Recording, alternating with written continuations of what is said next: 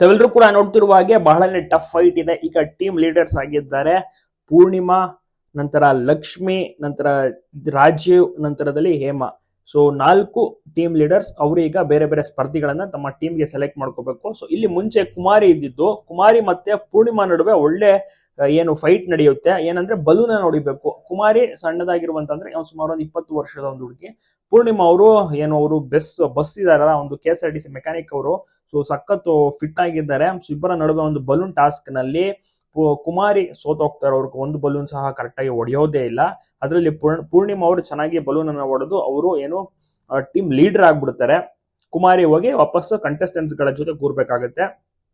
ಕುಮಾರಿ ಏನಾದ್ರು ಗೆದ್ಬಿಟ್ಟಿದ್ರೆ ಅವರು team leader ಆಗೋರು ಬೇರೆ ಕಂಟೆಸ್ಟೆಂಟ್ಸ್ ಗಳನ್ನ ಆಯ್ಕೆ ಮಾಡುವಂತ ಒಂದು ಅದ್ಭುತ ಏನಂದ್ರೆ ಅಧಿಕಾರ ಇರೋದು. ಬಟ್ ಈಗ ಅವರು ಟಾಸ್ಕ್ ಅನ್ನ ಮತ್ತೊಮ್ಮೆ ಪರ್ಫಾರ್ಮ್ ಮಾಡಬೇಕಾಗುತ್ತೆ ಟೀಮ್ ಲೀಡರ್ ಅಲ್ಲವಾದಂತ ಕಾರಣ. ಪೂರ್ಣಿಮಾ ಅವರು ಒಳ್ಳೆ ಅವಕಾಶವನ್ನ ಪಡ್ಕೊಂಡ್ರು.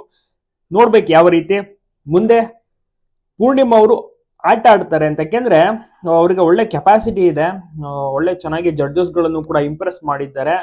ಮುಂದೆ ಇವರು ಬಿಗ್ ಬಾಸ್ ಮನೆ ಒಳಗಡೆ ಏನಾದ್ರು ಹೋದ್ರೆ ಸಕ್ಕತ್ತಾಗಿ ಟಕ್ಕರ್ ಕೊಡೋದು ಗ್ಯಾರಂಟಿ. ಮತ್ತೆ ಫಿಸಿಕಲಿ ಸ್ಟ್ರಾಂಗ್ ಕೂಡ ಇದ್ದಾರೆ, ಧೈರ್ಯವಾಗಿದ್ದಾರೆ, ಮತ್ತೆ ವಾಯ್ಸ್ ಕೂಡ ಅಷ್ಟೇ ರಫ್ ಆಗಿ ಮಾತನಾಡ್ತಾರೆ. ಸೊ ಅವ್ರಿಗೆ ಒಳ್ಳೆ ಅಡ್ವಾಂಟೇಜ್ ಅನ್ಬೋದು ಬಿಗ್ ಬಾಸ್ ಮನೆ ಒಳಗಡೆ ಫಿಲ್ಕೇಶನ್ ಏನಾದ್ರು ಹೋದ್ರೆ. ನೋಡ್ಬೇಕು ಇನ್ನ ಯಾವ ರೀತಿ ಇನ್ನ ತುಂಬಾನೇ ಫಿಲ್ಟ್ರೇಷನ್ ಮಾಡ್ತಾನೆ ಇದ್ದಾರೆ.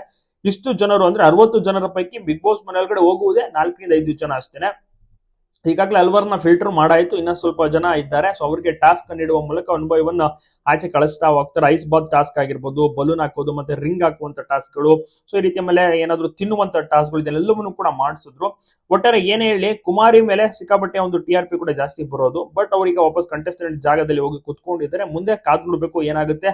ಕುಮಾರಿ ಬಿಗ್ ಬಾಸ್ ಮನೆ ಒಳಗಡೆ ಹೋಗ್ತಾರೆ ಏನಾಗುತ್ತೆ ಅಂತ.